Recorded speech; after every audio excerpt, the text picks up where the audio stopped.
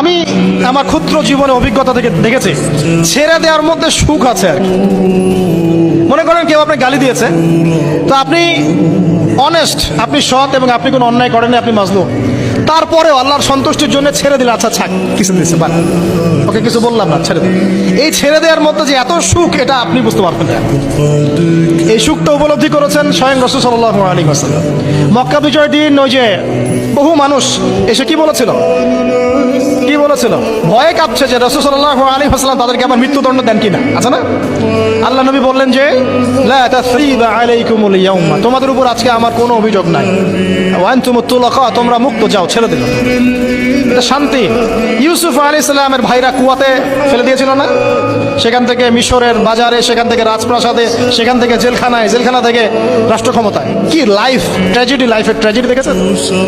এখন ইউসুফ আলাইহিস সালাম যখন শেষে ভাই থেকে চিনলেন, তিনি কি ভাইদের প্রতি প্রতিশোধ নিয়েছেন?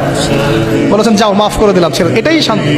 আল্লাহর জন্য ত্যাগের মহিমার মধ্যে শান্তি আছে। আল্লাহ পাক আমাদেরকে ত্যাগ করার তৌফিক দান করুন। তাই বলে সব জায়গায় আবার ত্যাগ করা যাবে না, এটাও মাথায় রাখতে হবে। বুঝতে পারছেন না কথা?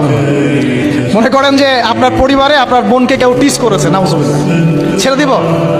যা বাবা তুই টিস করেছিস, যা দিলাম, ছেড়ে।